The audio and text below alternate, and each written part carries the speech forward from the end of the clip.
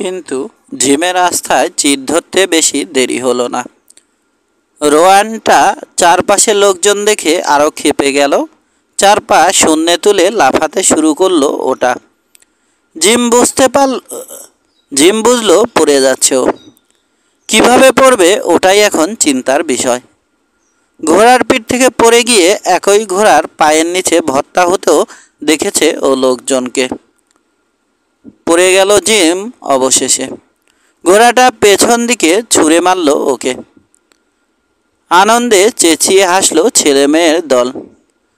উঠে দাঁড়িয়ে হ্যাট ও কাপড় চোপড় থেকে ধুলো ঝাড়তে ঝাড়তে জিম দেখল কটন মুখ ঘুরিয়ে স্কুল হাউসটার দিকে চলে যাচ্ছে। চোখ মুখ লাল হয়ে উঠল ওর। ভাবল কটনের কাছে ওর গুরুত্ব আরও এক ধাপ কমল। নেস্টরের ছেলে লিস্টার অপেক্ষাকৃত চালাক। কি করতে হবে না সেটা শেখালে তুমি আমাদের। বলল, এবার কি শেখাতে যাচ্ছ? আমি আসলে চাইছি ঘোড়াটা নিজের উপর আস্থা অর্জন করুক। ঋত গৌরব পুনরুদ্ধারের চেষ্টা করল জিম। একটা ঘোড়ার পুরো উদ্যম নষ্ট করে দিতে চাইছি আমি।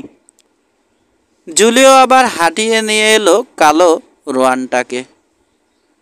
স্যাডল চাপালো ওটার পিঠে। নিয়ম হলো একটা ঘোড়া তোমাকে ছুঁড়ে ফেললে হাল ছেড়ে দিও না। আবার স্যাডলে চাপলো জিম। ঘোড়াটার যুদ্ধংদেহী মনোভাব এখনও অবশিষ্ট থাকলেও ওটার শক্তি আগেই নিঃশেষ হয়ে গেছে। এবার তেমন ঝামেলা করল না ঘোড়াটা।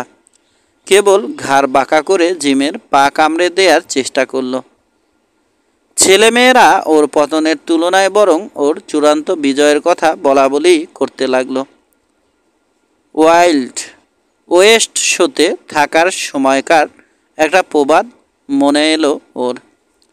লোকজন গাটের পয়সা খরচ করে টিকিট কাটে তোমার ঘোড়া খেলানো দেখার জন্য নয়, বরং তুমি ঘোড়ার পিঠ থেকে পড়ে গিয়ে হাড়গোড় ভেঙেছ দেখতে পাবে, এই আশা করে ওরা। ছেলে মেয়েদেরকে স্কুল হাউসে ফিরে যেতে বলে নিজে বেড়ার পাশে দাঁড়িয়ে রইল স্প্রিং টার্নার। আমি ওই গাছটার নিচে ছেলে মেয়েদের আইসক্রিম বিলি করব, এসে বলল সে। জুলিও আর তুমি আসবে মিস্টার ওয়েলডন? শিওর। আইসক্রিমের জন্য যে কোনো দিনই ঘোড়ার পিঠ থেকে পড়ে যেতে রাজি আমি। জিম জানে ওর আহত গর্ব কিছুটা উদ্ধারের জন্যই ওকে আইসক্রিমের দাওয়াত দিয়েছে স্প্রিং। মেয়েটা লেখাপড়ায় কেমন জানে না জিম, কিন্তু ও নিশ্চিত মানুষের মনের গতি প্রকৃতি বিচারে দক্ষ ও। এই বিদ্যা শুধু বই পড়ে অর্জন করা যায় না। সেদিন রাতে খাবারের পর পড়ছে এলো স্প্রিং টার্নার। জিম এবং আলভিন গল্প করছিল ওখানে। ওদের দুজনেই উঠে দাঁড়িয়ে নিজ নিজ বেতের চেয়ার অফার করলো স্প্রিংকে। ওদেরকে ইশারায় বসতে বলে আর একটা চেয়ার টেনে বসলো স্প্রিং। অসংখ্য ধন্যবাদ, বলল স্কুল মিস্ট্রেস জিমের দিকে তাকিয়ে। চিতিহাত্রে জিম এমন কিছু খুঁজে পেল না যার জন্য ধন্যবাদ পেতে পারে সে, অবশ্য বেতের চেয়ারটা অফার করা ছাড়া। আমি জানি সবার সামনে ঘোড়ার পিঠ থেকে পড়ে গিয়ে খারাপই লেগেছে তোমার, বলল স্প্রিং, কিন্তু হাল ছাড়নি বলে ধন্যবাদ দিচ্ছি তোমাকে। ছেলেমেয়েরা একটা মূল্যবান শিক্ষা পেয়েছে এতে। কি শিক্ষা পেয়েছে? হাসল জিম। একটা বোকা কাউবয় মাটিতে মুখ থুবড়ে পড়লে কেমন দেখায় সে শিক্ষা? না, একবার না পারিলে দেখো শতবার, সে শিক্ষা। জানি না ওই কালো শয়তানটাকে কখনোই বাগে আনতে পারবো কি না। পারবে, তুমি পারবে। আমি জানি তুমি যা করবে বলে ভাবো তা করেই ছাড়ো। পর্দা সরিয়ে ঘর থেকে বেরোলো কোরা। বলল, আলভিন, কিছু হিসাব নিকাশের কাজ পড়ে আছে তোমার, আজ করার কথা ছিল। চোখ পিট পিট করে তাকালো আলভিন। কই, তেমন কিছু তো মনে পড়ছে না আমার। অনেক দিন ধরে পড়ে আছে কাজগুলো। এলেই দেখতে পাবে। ভেতরে অদৃশ্য হয়ে গেল কোরা।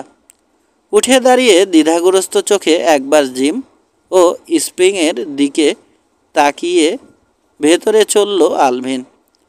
বুঝতে পারছে স্কুল মিস্ট্রেসের সাথে জিমকে একা থাকার সুযোগ করে দিল কোরা। স্প্রিং টার্নারকে সরাসরি ওর দিকে তাকিয়ে থাকতে দেখল জিম। বিব্রতভাবে দূরে পেইরিতে দৃষ্টি ফেরালো। ওখানে মুক্তভাবে চড়ে বেড়াচ্ছে এখনও পোষ না মানানো কিছু ঘোড়া। ওরা এখনও স্বাধীন মিস টার্নার, বলল জিম। পিঠে স্যাডল চাপানো ও নাল পরানো হলে স্বাধীনতা হারাবে ওরা। কিছু কিছু মানুষও ওই রকম, তাই না মিস্টার ওয়েলডন? কখনো নিজের স্বাধীনতা হারিয়েছ তুমি? না মিস টার্নার, বলল জিম জবাবে, এবং স্বাধীনই থাকতে চাই শেষ তক। শেষ পর্যন্ত পোষ মানেনি এমন ঘোড়াও দেখেছ তুমি? ঢের দেখেছি। আমি দেখেছি কিছু কিছু ঘোড়া বেড়ার সাথে ধাক্কা দিয়ে নিজেদের ঘাড় ভেঙে মরেছে, অথবা সেফ না খেয়ে প্রাণত্যাগ করেছে, কিন্তু তবু স্যাডল বা দড়ির বাঁধন মেনে নেয়নি। তুমিও ওই দলেরই, বলল স্প্রিং। ওর চেহারা স্নান হয়ে যেতে দেখল জিম। তোমার মতোই একজনের সাথে জানাশোনা ছিল আমার এক সময়। রাতের আধারের দিকে তাকালো স্প্রিং। বেশ কিছুক্ষণ পর মুখ ফিরিয়ে জিমের দিকে তাকিয়ে হাসল। আমিও চাই না তুমি বদলে যাও মিস্টার ওয়েলডন। উঠে দাঁড়ালো জিম। গম্ভীর স্বরে বলল, বদলানোর চেষ্টা করলে আমারও ওই ঘোড়াগুলোর মতো একই দশা হবে। আমি যেমন তেমনই থাকতে চাই মিস টার্নার। রোববার বিকেলে ওয়াগনে দুটো খচ্চর জুড়ছিল জিম। উদ্দেশ্য জেসের হোম স্ট্রিটে যাওয়াটার তার কাজের একটা অংশ বটে। সদ্য রাস পরানো একটা খচ্চর জুড়েছে ও ওয়াগনে। বাকি খচ্চরটা আগে থেকেই পোষ মানানো। অন্য খচ্চরটা দৌড়াতে না চাইলে পোষ মানাটা চেষ্টা করেও জোরে দৌড়াতে পারবে না। পরপর 2 সপ্তাহ ভাইয়ের ওখানে যায়নি জিম। জুলিও ভালডেস খচ্চর জুড়তে সাহায্য করলো ওকে। ওয়াগন চলতে শুরু করলে পোষ থেকে হাত নাড়ল স্প্রিং টার্নার। 1 মিনিট মিস্টার ওয়েলডন, আমিও যাব তোমার সাথে। রাশ টেনে ওয়াগন থামালো জিম। অপরিচিত পরিবেশে লাফাতে শুরু করলো অর্ধপোষমানা খচ্চরটা। মিস্টার ওয়েলডন, আমি ইভা আর ছেলে দুটোকে কথা দিয়েছিলাম ওদের দেখতে যাব। তুমি হয়তো জানো না, ফার্ম গার্ল ছিলাম আমি। জীবনের একটা বিরাট অংশ ঘোড়া ও খচ্চর নিয়ে কাটিয়েছি। একবার ভেবে দেখো ম্যাম, বুনো খচ্চর। কিন্তু ভেবে দেখার ইচ্ছে নেই মেয়েটার। জিমের দিকে হাত বাড়িয়ে দিল স্প্রিং। ওকে ওয়াগনে উঠতে সাহায্য করলো জিম। ওর পাশে ছিটে বসে মাথার উপর সিলেট বনেটটা তুলে দিল স্প্রিং। বলল, আমি তৈরি মিস্টার ওয়েলডন। রাজ ঝাঁকালো জিম। মনে হলো ভালোই চলছে খচ্চর দুটো, কিন্তু কোরার মুরগি ঘরের কাছে আসতেই বিপত্তি ঘটল। একটা পিয়া ফাউল হঠাৎ খচ্চরগুলোর সামনে এসে পাখনা ও লেজ মেলে কর্কশ স্বরে ডাকতে শুরু করলো। ভয় পেয়ে গেল দুটো খচ্চরই। দ্রুত পাক খেয়ে ঘুরে ফিরতি পথ ধরল ওরা। প্রাণপণে নিয়ন্ত্রণ করার চেষ্টা করলো জিম, পারল না।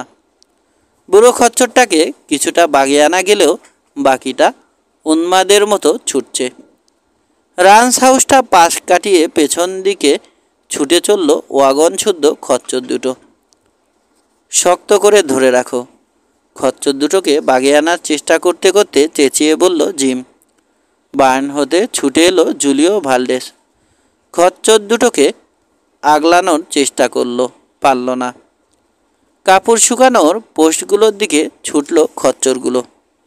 দুটো সিডার পোস্টের সাথে টানানো হয়েছে 3 টুকরো লম্বা সুতির দড়ি। সাবধান স্প্রিং, চিৎকার করে বলল জিম। কটন রোপগুলো দুটুকরো করে দিতে পারে আমাদের। এক ঝটকায় মেয়েটাকে সিটের উপর শুইয়ে দিল জিম। নিজেও শুয়ে পড়ল পাশে। ভাগ্যক্রমে সিডার পোস্টগুলো এড়িয়ে গেল খচ্চর দুটো। খোলা পেইটি ধরে প্রাণপণ ছুটল। অপেক্ষা করা ছাড়া কিছুই করার নেই ওর এখন, জানে জিম। ইতিমধ্যে ভাঙতে শুরু করেছে ওয়াগনের বিভিন্ন অংশ। জ্যাক রাবিট, গবাদি পশু ও কোয়েলগুলো ছুটে পালাচ্ছে ভয়ে। স্প্রিং টার্নারের লম্বা চুল ও লিনেন পোশাক বাতাসে উঠছে। ভয় পাওয়ার বদলে হাসছেও। অবাক হয়ে দেখল জিম। ওয়াগনের একটা চাকা খুলে গেছে টের পেল জিম। ভীষণ দুলছে ওঠা। নিজের উপর সব নিয়ন্ত্রণ হারিয়ে ফেলল জিম। ওয়াগন থেকে উড়ে গিয়ে ঘাসের উপর পড়ল। প্রথমে বুকে মাটির স্পর্শ অনুভব করল জিম। মনে হলো হাত পায়ের জয়েন্টগুলো খুলে গেছে। ব্যথা ভরা দেহে বহু কষ্টে উঠে বসল ও।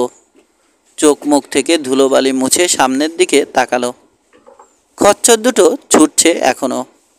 পেছনে রেখে গেছে ওয়াগনের ধ্বংসাবশেষ। মেয়েটাকে কোথাও দেখতে পেল না জিম। ভাবল ঘাড় ভেঙে কোথাও পড়ে আছে হয়তো।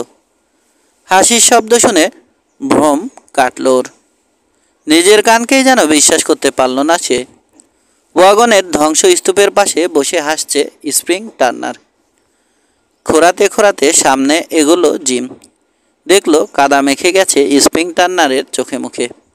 পরনের পোশাক ছিঁড়ে গেছে জায়গায় জায়গায়। ধুলাবালি ও ঘাস পাতায় ছেয়ে আছে মেয়েটার পুরো শরীর। ও মারাত্মক কোনো আঘাত পায়নি দেখে হাঁপ ছাড়ল জিম। জিমকে এগিয়ে আসতে দেখে নতুন হাসির দমকে ফেটে পড়ল স্প্রিং। জিমও ওর সাথে হাসিতে যোগ দিল। আলভিন এবং জুলিও ভাল্ডে ছুটে এসেছিল। প্রথমে উদ্বিগ্ন বিস্মিত দৃষ্টিতে দুজনের দিকে তাকালো। তারপর হাসি সংক্রমিত হলো ওদের মাঝেও। হাসতে হাসতে উঠে দাঁড়ালো জিম। স্প্রিংয়ের হাত ধরে ওকে উঠতে সাহায্য করলো। জিমের গায়ে হেলান দিয়ে দাঁড়ালো স্প্রিং কয়েক মুহূর্ত। তারপর সরে গেল। চোখ পিটপিট করে তাকালো আলভিন ওদের দুজনের দিকে। জিম, ভেবেচিন্তে চলো। 1 বছরের মাথায় আমরা স্কুল মিস্ট্রেসকে হারাতে চাই না। বিপদ কেটে গেছে, বলল জিম। আমি অন্য কথা বোঝাতে চেয়েছি। দুষ্টমি ভরা হাসি ফুটল আলভিনের ঠোঁটে। একদিন আগে গোসল করেছিল জিম, আবার করতে হলো। বাড়ি থেকে দূরে বার্নের পেছনের পুকুরটাতে গেল। গায়ে অসংখ্য আঁচড় ও কাটা দাগ দেখতে পেল। স্নান সেরে ঘরে ফিরে এসে দেখল আলভিন ওর সদ্য কেনা ছেঁড়া শার্টটা হাতে ধরে আছে। এটাই বোধহয় তোমার শেষ শার্ট ছিল না? জিজ্ঞেস করলো আলভিন। আরও একটা আছে, মাথা নেড়ে বলল জিম। ফিলিপ পিয়ারসনের দেয়া অতিরিক্ত শার্টটার কথা মনে এলো ওর। দেয়াল লাগোয়া স্যাডল র্যাকটা সরালো আলভিন। ওটার নিচে ছোট্ট একটা ট্র্যাপডোরের কুঠুরি থেকে আধ খাওয়া একটা হুইস্কির বোতল বের করলো। একটু খাও, ভালো লাগবে। লম্বা সিপ নিল জিম। তারপর বোতলটা বাড়িয়ে দিল আলভিনের দিকে। এক ঢোক গিলে জিমের দিকে তাকালো আলভিন। একটি মাত্র শার্টের অধিকারী হলেও আমার জানাশোনা অনেকের তুলনায় বিত্তশালী তুমি জিম। ভুকুটি করল জিম। বুঝতে পারছি না কি বোঝাতে চাইছো তুমি। তোমার একমাত্র সম্পদ তোমার স্বাধীনতা। আমাদের মতো সংসারের ফাঁদে বাধা নাও তুমি। যখন ইচ্ছা হবে বিস্কিটের পিঠে চেপে যেদিকে খুশি চলে যেতে পারবে তুমি। মাঝে মাঝে তোমাকে হিংসে হয় আমার জিম। বিরাট একটা রাঞ্চের মালিক তুমি আলভিন।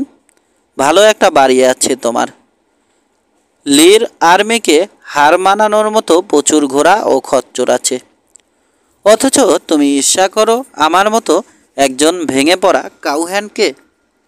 হ্যাঁ করি জিম। হাঁপিয়ে উঠি আমি মাঝে মধ্যে। ইচ্ছে হয় সব কিছু ছেড়ে ছুড়ে ছুটে পালাই, কিন্তু পারি না। অনেক বুড়িয়ে গেছি আমি জিম। কিন্তু হঠাৎ আজ এত কথা জাগছে কেন তোমার মনে? দেখো জিম, আগের মতো ভালো দেখতে না পেলেও নাকের ডগায় কিছু ঘটে গেলেও বুঝতে পারবো না এমন নয়। তুমি আর স্প্রিং টার্নার একে অন্যের দিকে যেভাবে তাকিয়েছিলে, দৃষ্টি এড়ায়নি আমার। তাছাড়া কোরার সতর্কতা আমার তুলনায় অনেক বেশি। আমার শেষ কথা হলো, ওই মেয়ে মানুষগুলো তোমার জন্য কিছু একটা প্ল্যান আঁটতে যাচ্ছে। আমি নিজেই আজীবন নিজের জন্য প্ল্যান তৈরি করেছি আলভিন। কিন্তু একদল মেয়ে মানুষ মাথা এক করলে এক চোখ খোলা রেখেই ঘুমোতে হবে তোমাকে। মনে হচ্ছে কয়েটের মতো ট্র্যাপে আটকা পড়তে যাচ্ছ তুমি জিম। আমি জীবনে কখনো ট্র্যাপে আটকা পড়িনি আলভিন। কেউ ইচ্ছে করে পড়ে না। সংকীর্ণ হয়ে উঠল আলভিনের চোখ জোড়া। একটু বুঝে শুনে পা ফেলতে হবে তোমাকে। পাশাপাশি এগোচ্ছে ওরা, জিম এবং স্প্রিং টার্নার। বিস্কিট কিছুটা এগিয়ে আছে স্প্রিংয়ের পেইন্টেড পনিটার তুলনায়। তুমি যে কেবল আমার সৌজন্যে ওখানে যাচ্ছ তা মনে হয় না মিস্টার ওয়েলডন, বলল স্প্রিং। কালকের ঘটনার পর আমার প্রতি বিরক্ত হবারই কথা তোমার। কালকের তুলনায় অনেক ভালো বোধ করছে জিম, যদিও শরীরে ব্যথা রয়ে গেছে এখনও। ভাতিজা দুটোকে দেখতে ইচ্ছে হচ্ছিল আমার, বলল জিম। বুঝতে পারছি সেটা। ওরাও পাগল তোমার জন্য। টমি তো ভাবে তুমি এ যাবৎ কালের সেরা কাউবয়দের অন্যতম। আর কটন, ও কি কখনো কিছু বলে? কটনকে ঠিক বুঝে উঠতে পারি না আমি মিস্টার ওয়েলডন। ওর মনটা অনেক দূরে কোথাও পড়ে থাকে। মাঝে মধ্যে এক মনে দিগন্তের দিকে চেয়ে থাকতে দেখি ওকে। আমার স্বভাবই পেয়েছে ছেলেটা। হ্যাঁ, লোকজন বলে তুমিও আরও কম বয়সে আনমনাভাবে দূর পাহাড়ের দিকে চেয়ে থাকতে। কটনকে তোমারই সবচেয়ে বেশি চেনার কথা, ঘুরিয়ে উত্তর দিল জিম। ওর বয়সে আমি বুঝে গিয়েছিলাম আমার জায়গা বিস্তৃত প্রকৃতির মাঝে। ও নিজের গন্তব্য কোথায় জানবে সময় এলে। আমার মনে হয় ওর সময় এসে গেছে। এখানে স্কুলের পাঠ প্রায় শেষ করে ফেলেছে ও। এখন ওকে স্বেচ্ছায় পথ বেছে নিতে বলা উচিত, নইলে নিজের ইচ্ছার বিরুদ্ধে আজীবন একই জায়গায় বাধা পড়ে থাকবে ও। কাউকে কিছু বলে লাভ নেই মিস টার্নার। এভা কখনোই যেতে দেবে না ওকে। ওর যেতে দেওয়া উচিত। তুমি বুঝিয়ে বলো ওকে। টমির কথা আলাদা, ও আজীবন এখানে থেকেও সুখী হতে পারবে। কিন্তু কটনকে ধরে রাখা যাবে না। একদিন না একদিন মুক্তি চাইবেই ও। মিস টার্নার, তুমিও অনেকের তুলনায় আলাদা। স্প্রিংয়ের দিকে তাকালো জিম।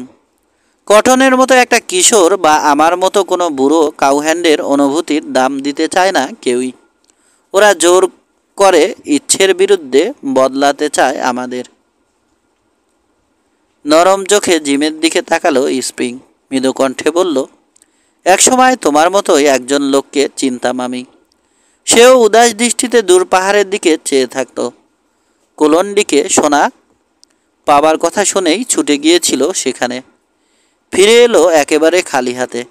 তবে আমার ধারণা প্রচুর অভিজ্ঞতা সঞ্চয় করেছিল সে সেবার।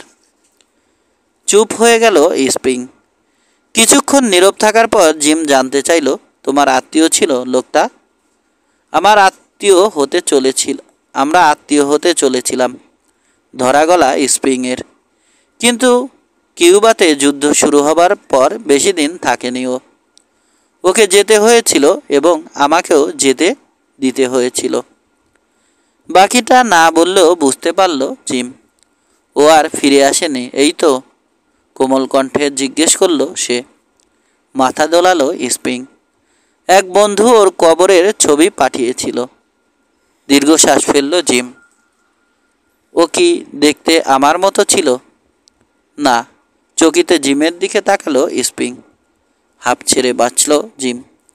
ও ভেবেছিল মেয়েটা হয়তো লোকটার বিকল্প হিসেবে দেখছে ওকে। এবার বোধহয় বুঝতে পেরেছ কেন আমি কিউবার ব্যাপারে এত আগ্রহী ছিলাম, বলল স্প্রিং। একদিন তোমার মুখে শুনতে চাই সব কিছু। কিন্তু আমি ও বিষয়ে কথা বলতে আগ্রহী নই মিস টার্নার।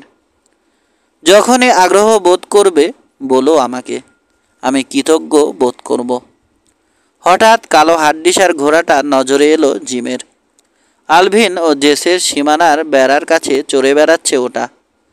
বয় রেস মুসেনের ঘোড়া ওটা, বলল জিম। কিন্তু বুড়ো শেয়ালটা কোথায়? সামনে আঙুল দিয়ে দেখালো স্প্রিং। দাঁতে দাঁত চেপে আছে ও। ভয়ে চোখজোড়া বিস্ফারিত হয়ে গেছে। বেড়ার কোল ঘেঁষে সবুজ ঘাসের উপর পড়ে আছে একটা দেহ। ওদিকে এগিয়ে গেল জিম। ঘোড়া থেকে নামার আগেই বুঝতে পারল মরে গেছে বয় রেস মোসেন। উপর হয়ে পড়ে আছে বয়। মাছি উঠছে চতুর্দিকে। বাতাসে মৃদু নড়ছে ওর সেরা কাপড় চোপড়। এক মুহূর্ত ইতস্তত করে আলগোছে দেহটা চিৎ করল জিম। সামনে এগোলো স্প্রিং। উদ্বিগ্ন চোখে মৃতদেহটার দিকে তাকালো। ওকে কি কেউ? না মিস টার্নার, মাথা দোলালো জিম। বুড়ো যে তারের গেটটার সাথে ধাক্কা খেয়েছিল, দুমড়ে মুচড়ে আছে সেটা। স্বাভাবিক মৃত্যু। ঢোক গিলল জিম। প্রাণপণ চেষ্টা করেও অশ্রু রুখতে পারল না। ও কি তোমার পুরানো বন্ধু ছিল? জানতে চাইল স্প্রিং। বয় রেস মোসেনের সৌম্য চেহারার দিকে তাকালো জিম। ভারী স্বরে বলল, জীবনে 2-3 বার মাত্র দেখা হয়েছিল ওর সাথে, কিন্তু মনে হতো আজীবনই চিন্তামুখে। ওর মাঝে আমার নিজের প্রতিচ্ছবি দেখতে পেতাম। উঠে দাঁড়ালো জিম। বলল, মিস টার্নার, জেসের ওখানে গিয়ে জানাও ওদের, আর বলো একটা ওয়াগন নিয়ে আসতে। আমি ওকে পাহারা দেওয়ার জন্য এখানে থাকছি। ঠিক আছে, বলল স্প্রিং। সাবধানে মৃতদেহটা পাশ কাটিয়ে ওয়াগন রোড ধরে জেসের কেবিনের দিকে এগুলো সে। বয় রেস মোসেনের কালো ঘোড়াটার দিকে এগিয়ে গিয়ে ওটার গলা জড়িয়ে ধরল জিম। ওর প্রিয় বন্ধুর মৃত্যুতে সান্ত্বনার বাণী শোনালো। প্রত্যুত্তরে জিমের গায়ে গলা ঘষল ঘোড়াটা। পা দুটো ক্রস করে বয় রেসমোসেনের মৃতদেহের পাশে বসল জিম। ওর সৌম্য চেহারার দিকে তাকালো। প্রায় একটা শতাব্দীর কাছাকাছি বিচরণ করেছে লোকটা এ পৃথিবীতে। পুরো পশ্চিম চষে বেরিয়েছে। একটা ভৌতিক অচেনা জগতে চলে গেছে ও এখন। ওর আত্মা কি এ মুহূর্তে সেই পুরানো টেইলগুলোতে, ডস সিটি বা ইন্ডিয়ান টেরিটরিতে ঘুরে বেড়াচ্ছে? বেশ কিছুক্ষণ পর চেইনের শব্দ শুনতে পেল জিম। জেস ও ইভা বসে আছে ওয়াগন সিটে। কটন, টম আর স্প্রিং টার্নার নিজ নিজ ঘোড়ায় চেপে পিছু পিছু আসছে। আড়ষ্ট ভঙ্গিতে ওয়াগন থেকে নামলো জেস ওয়েলডন। টুপিটা হাতে নিয়ে নীরবে বয় রেস মোসেনের মৃত মুখের দিকে তাকালো। টম এবং কটনও ওর দেখাদেখি তাই করল। ওকে জড়িয়ে রাখার জন্য একটা লেপ এনেছি আমি, ধরা গলায় বলল ইভা। ওর হাত থেকে লেপটা নিল জিম। নতুন লেপ, অব্যবহৃত। বহু শীতের রাত জেগেছে ইভা এই লেপটা বানানোর জন্য। চকিতে ভাতৃবধূর দিকে তাকালো জিম। তারপর অন্যদিকে মুখ ফিরিয়ে অশ্রু লুকানোর চেষ্টা করল।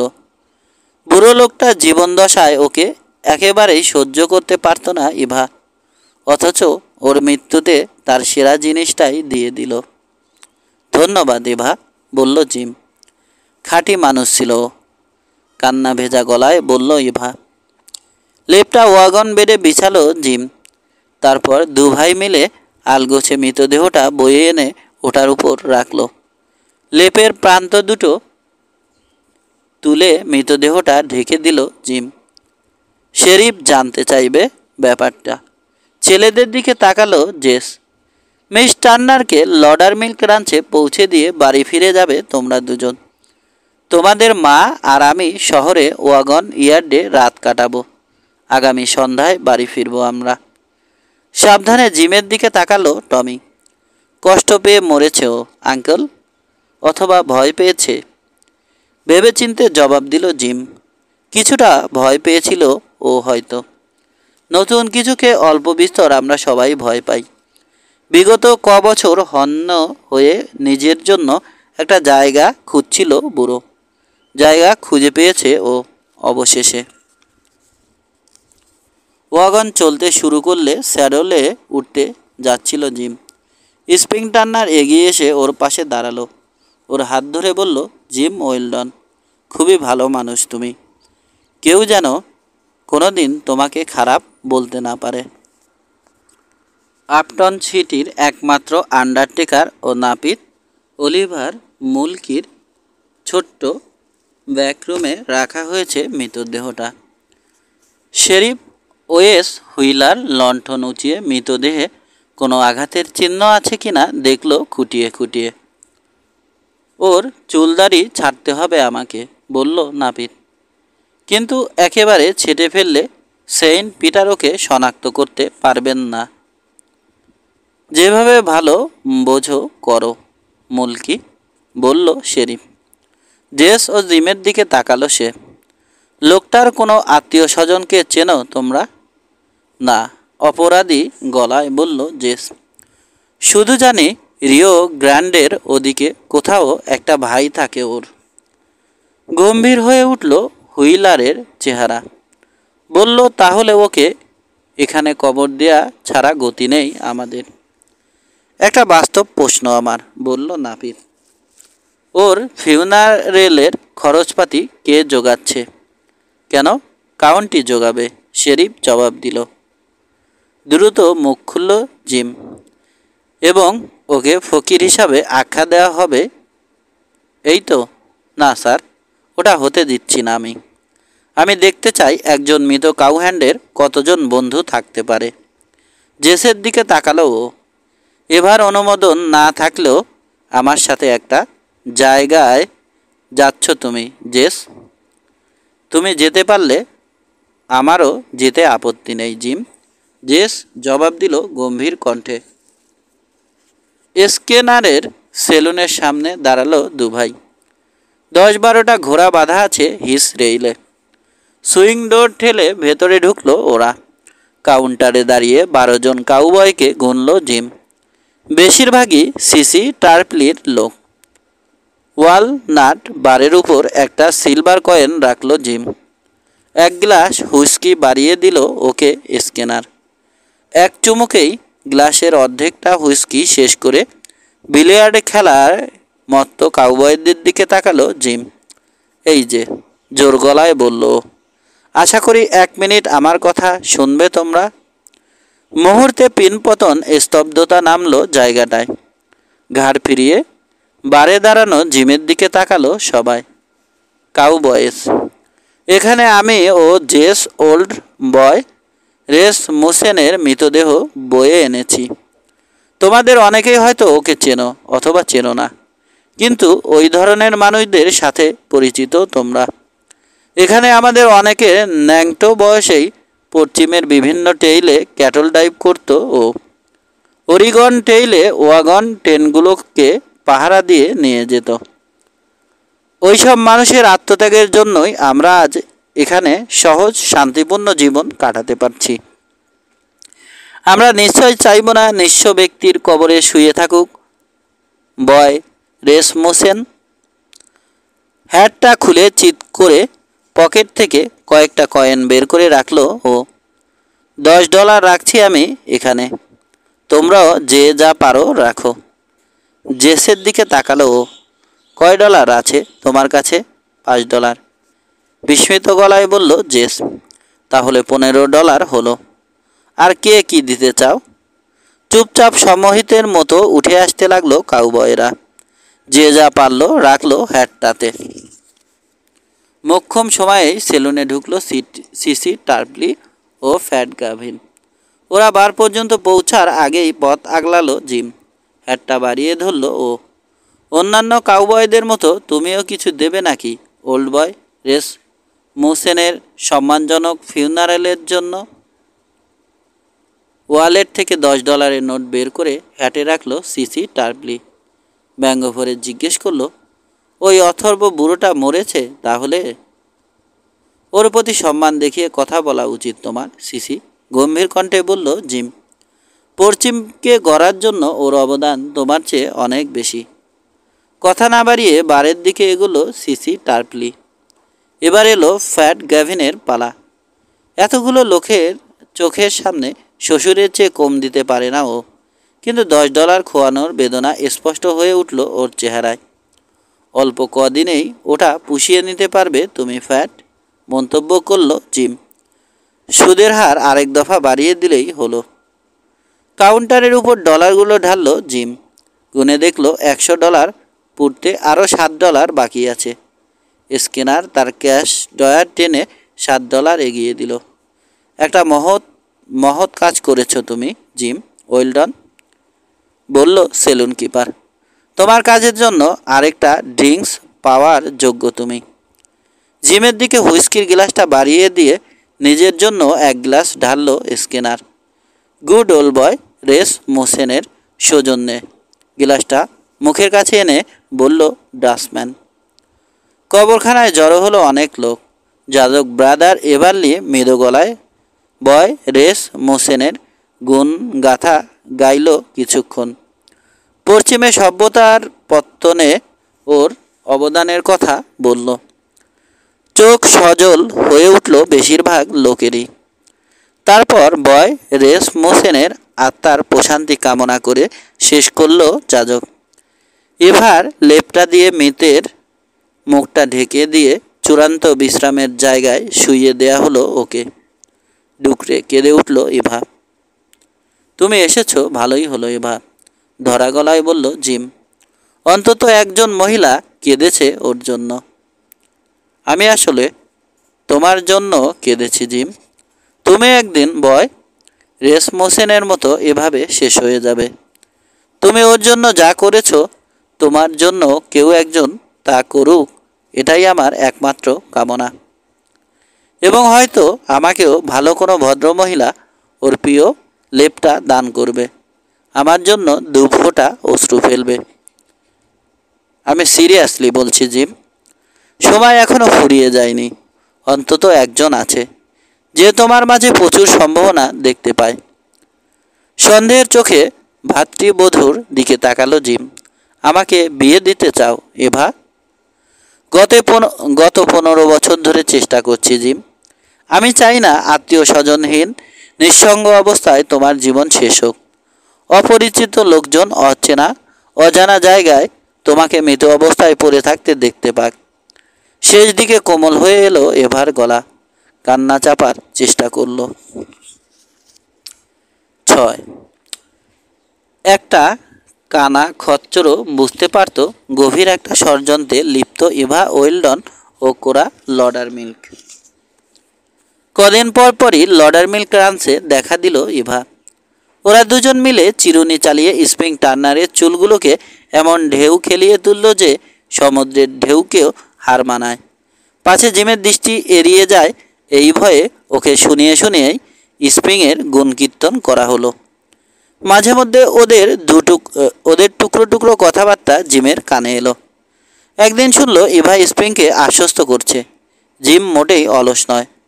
নারীর সত্যিকারের ভালোবাসা একটা পুরুষকে সত্যিকারের পুরুষ করে তুলতে পারে, মন্তব্য করল ইভা। একমাত্র বুড়ি ফেভারসাম বাস্তবতার পক্ষে।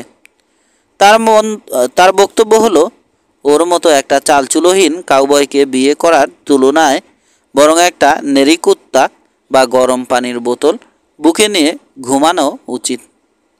এক বিকেলে ষড়যন্ত্রের অংশ হিসেবেই জেস ও ইভাদের ওখানে গেল জিমকে নিয়ে স্প্রিং।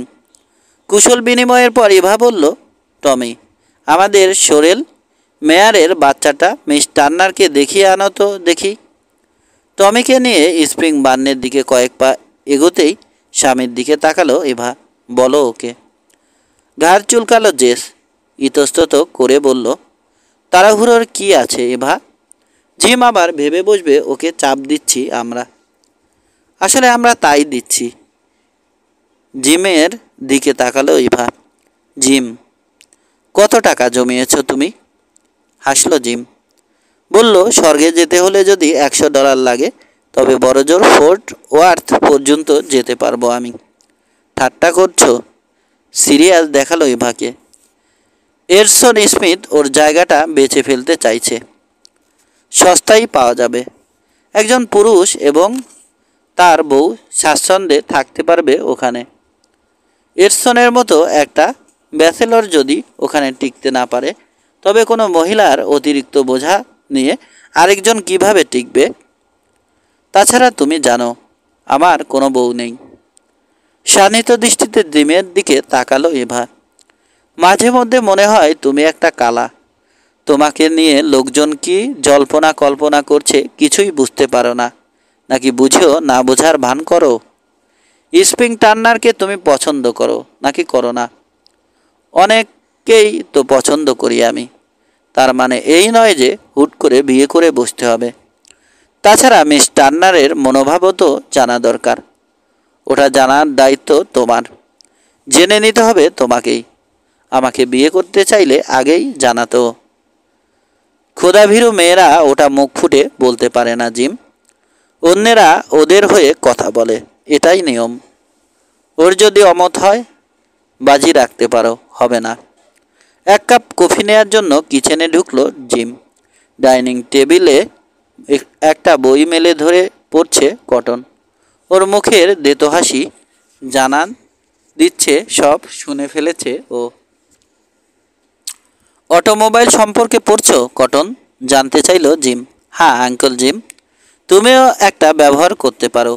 তোমাকে সন্ধ্যা নামার আগেই অনেক দূরে নিয়ে যেতে পারবে ওই যন্ত্রের ওয়াগন। সাফারের পর ওদেরকে বিদায় জানিয়ে লডার মিল্ক রাঞ্চের পথ ধরল জিম ও স্প্রিং। পাশাপাশি পথ চললেও অনেকক্ষণ কথা বলল না দুজন। অবশেষে মুখ খুলল জিম। আমাকে বিব্রত করে তুলেছিল ইভা। আশা করি তুমিও ওর খপ্পরে পড়নি। মৃদু হাসল স্প্রিং।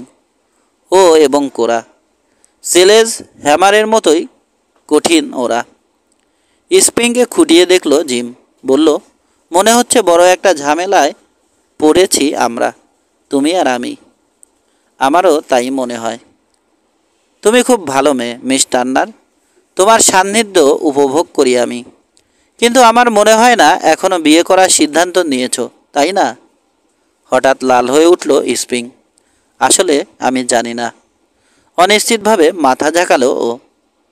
আমার মনে হয় না তুমি হঠাৎ বিয়ে করে বসবে। এভাকেও ওটাই বোঝাতে চাইছিলাম, কিন্তু নিজের কথার অন্যথা শুনতে অভ্যস্ত নয় ও। দূরে দৃষ্টি সরালো স্প্রিং।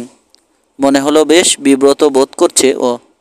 জিম বলল, সংসার করার মনোভাব থাকলে নির্ঘাত তোমাকেই পছন্দ করতাম মিস টার্নার। রাগঢাক করে কথা বলা আমিও পছন্দ করি না।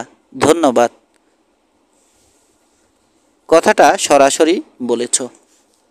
আমি চাই না আমার জন্য ঝামেলায় পড়ো তুমি, তাই ভেবেচিন্তে একটা উপায় বের করেছি। আলভিনের এক পাল ঘোড়া নিয়ে সান অ্যাঞ্জেলো যাবার কথা রয়েছে আমার। ওগুলো ডেলিভারি দিয়ে আর ফিরে আসবো না। সোজা সামনের দিকে চলতে থাকবো। অশ্রুভেজা চোখে জিমের দিকে তাকালো স্প্রিং। তুমি চলে যাচ্ছ মিস্টার ওয়েলডন? মনে হয় আমাদের দুজনের জন্যই ভালো হবে সেটা। কিছু বলল না স্প্রিং। ওকে জড়িয়ে ধরে চুমো খাওয়ার প্রবল ইচ্ছে দমন করল জিম। মিস টার্নার ব্যথা ভরা গলায় বলল ও। সুখী দম্পতি হতে পারতাম আমরা, তুমি আর আমি। পরবর্তী দুটো দিন খাবার সময়টুকু ছাড়া খুব কমই দেখতে পেল জিম স্প্রিংকে। ও কাছে এলে অন্যদিকে সরে গেল স্প্রিং। ভালোই হলো ভাবল জিম। দুজনের জন্যই স্বস্তিকর দূরত্বটা। ঘোড়াগুলো নিয়ে সান অ্যাঞ্জেলো পর্যন্ত একা যাওয়া সম্ভব নয় জিমের পক্ষে। কটন ও টমিকে দেয়া প্রতিশ্রুতির কথা মনে এলো ওর। সন্ধ্যার দিকে জেসের বাড়িতে গিয়ে ইভাকে জানালো ছেলে দুটোকে সাথে করে সান অ্যাঞ্জেলোতে নিয়ে যেতে চায় ও। আমি জানি না, দ্বিধায় ভুগল ইভা। জেস লাঙল সারাতে মিডল্যান্ডস গেছে। কাল দুপুরের আগে ফিরবে না। তাছাড়া এখানে প্রচুর কাজ পড়ে আছে যা আলভিন প্রতিদিন $1.5 করে দেবে ছেলে দুটোকে। তাহলে 6 দিনে $18 পাচ্ছে ওরা।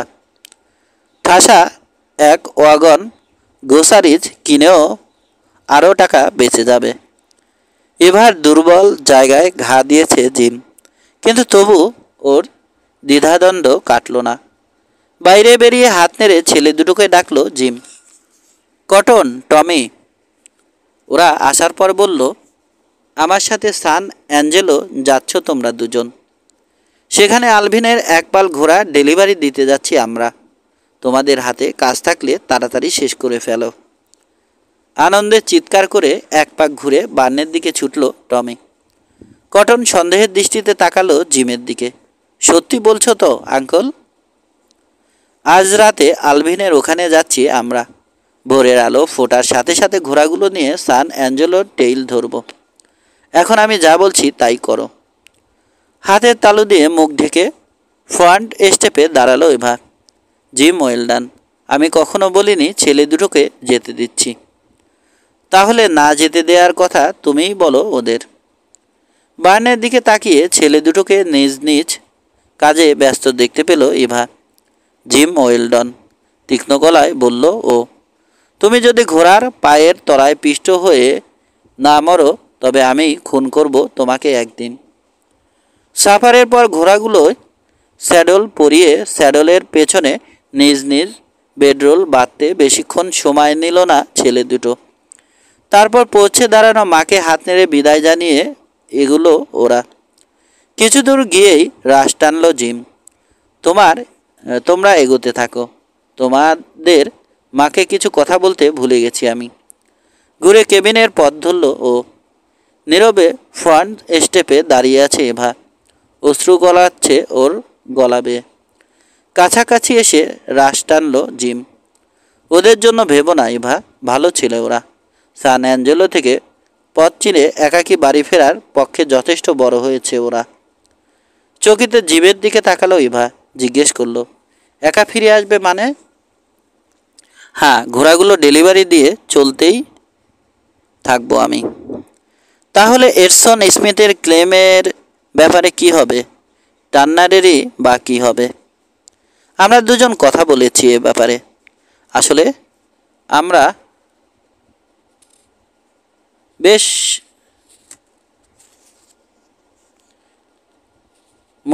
শেষ মুহূর্তে বিয়ে করতে রাজি নই। যাক, ভবিষ্যতে কোনো এক সময় হয়তো দেখা হবে। এবার উদ্দেশ্যে হাত নেড়ে বিস্কিটের পেটে স্পার দাবালো জিম। পেছন থেকে চেঁচালো এভা, জিম, ওয়েল ডান। আবার ফিরে এসো তুমি। ওর পিছু পিছু দৌড়ে যেতে চাইল, কিন্তু পেরে উঠল না বিস্কিটের সাথে। আবার সর্বশক্তি জড়ো করে জিমকে ডাকলো ও, কিন্তু ফিরল না জিম। বাতাসে মিলিয়ে গেল এভার কণ্ঠস্বর। দারুণ উত্তেজিত দেখাচ্ছে টমিকে। গান গাওয়ার সময়টুকু বাদে প্রবল ব্যতিব্যস্ত করে তুলছে জিমকে। সান অ্যাঞ্জেলো কত বড় আঙ্কেল! শেষবার যখন গিয়েছিলাম 6-7 হাজার লোক থাকতো ওখানে। প্রায় শিকাগোর মতোই বড় হবে ওটা, তাই না? ওখানে কি আইসক্রিম পার্লার আছে? ভুরু কোচকালো জিম। মনে হয় একটা দেখেছিলাম গতবার। বেশি কথা বলছে না কটন, কিন্তু মনে হলো বেশ ভাবনা চিন্তা করছে ও। আমার আশা সান অ্যাঞ্জেলোতে কয়েকটা অটোমোবাইল দেখতে পাবো আমি, আঙ্কল, বলল কটন এক সময়। তুমি সব সময় কেবল অটোমোবাইলের কথা ভাবো কটন। হ্যাঁ আঙ্কল, আমি স্পষ্ট দেখতে পাচ্ছি নতুন যুগের সূচনা করতে যাচ্ছে ওই যন্ত্রগুলো। কোনাকুনি এগিয়ে গিয়ে মিডল কনসো নদীর তীরে পৌঁছালো ওরা। তারপর শুধু নদীর পার অনুসরণ করে যেতে হবে। কনসোর 3টে শাখা যেখানে একত্র হয়েছে সেখানেই সান অ্যাঞ্জেলো শহর।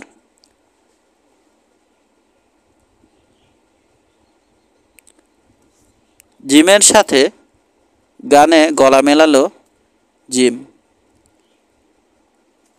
টমের সাথে গানে গলা মেলালো জিম।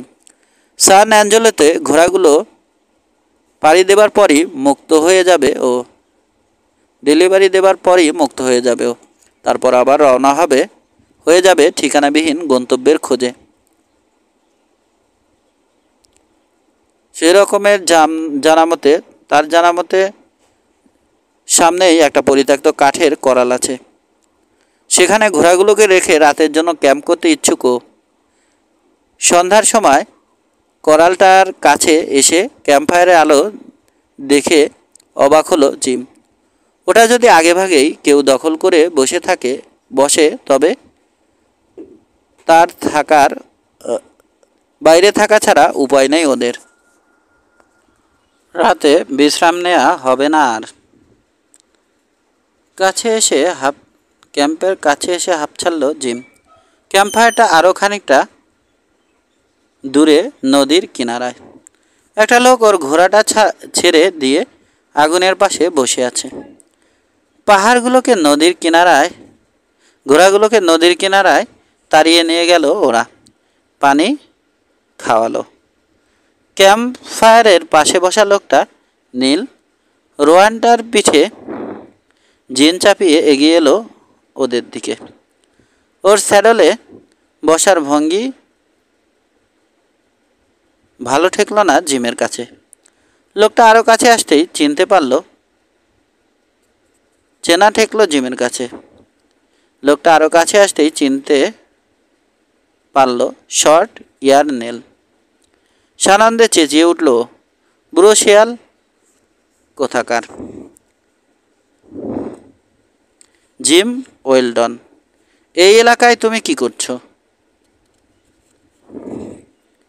জিমরা টেক্সাস ও নিউ মেক্সিকোর অর্ধেকটা জুড়ে কিংবদন্তির পুরুষ।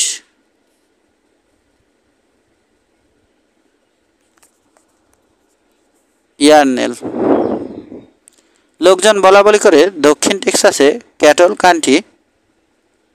ক্যাটল কান্ট্রি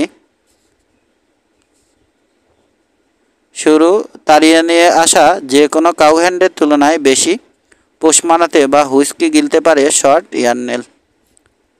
দাঁত কেলিয়ে হাসল শর্ট। মাঝখানে একটা দাঁত সোনা দিয়ে বাঁধানো। ওর নাকটা প্রায় চ্যাপ্টা, অগ্রভাগে কাটা দাগ দেখে বোঝা যায় ঘোড়ার পিঠ থেকে পড়ে গিয়েই ওই হাল হয়েছিল।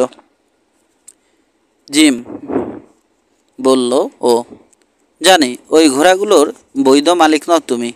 কোত্থেকে চুরি করেছো ওগুলো? আলভিন লডারমিল্কের ঘোড়া ওগুলো। সান অ্যাঞ্জেলোতে ডেলিভারি দিতে যাচ্ছি। ভালোই হলো, আমিও যাচ্ছি ওদিকে। আগামী পরশু সান অ্যাঞ্জেলোতে স্টিয়ার রোপিং রেসে অংশ নেব। মনে হয় না তুমি হাতছাড়া করতে চাইবে না সুযোগটা। কটন ও টমির দিকে তাকালো ও। তোমরা জেসের ছেলে, তাই না? জবাবের অপেক্ষা না করেই ও বলল, ও তোমাদের আঙ্কল এ রাজ্যের 2 নম্বর সেরা কাউহ্যান্ড। আমি হলাম 1 নম্বর।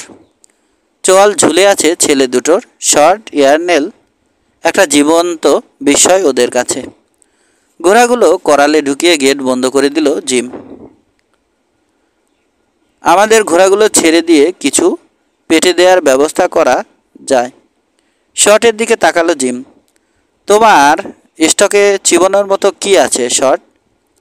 3টে ঠান্ডা বিস্কিট আর একটা পুরো কফি ক্যান। তোমার কাছে কিছুই নেই? জিমের গলায় হতাশা গোপন রইল না। সামান্য গরুর জার্কি, 8খানা বেকন আছে আমাদের। খাবারগুলো ভাগ করে খেলো ওরা। বেশিরভাগই ছেলে দুটোকে দিল। জিম জানে এ বয়সে খিদে কতটুকু তীব্র হতে পারে। খাবার পর শুরু হলো গল্প। শর্টই বলল বেশিরভাগ গল্প। একনিষ্ঠভাবে শুনল ছেলে দুটো। ওদের কাছে গল্পগুলো বিশ্বাসযোগ্য করে তোলার জন্য ত্রুটি রাখল না শর্ট। এমনকি ঘোড়ার পিঠ থেকে পড়ে গিয়ে আবার ব্যথা পাবার গল্প বলতে গিয়ে ট্রাউজারের পা গুটিয়ে ক্ষতস্থান দেখালো ও। বিশ্রীভাবে থেতলে গিয়েছিল পাটা।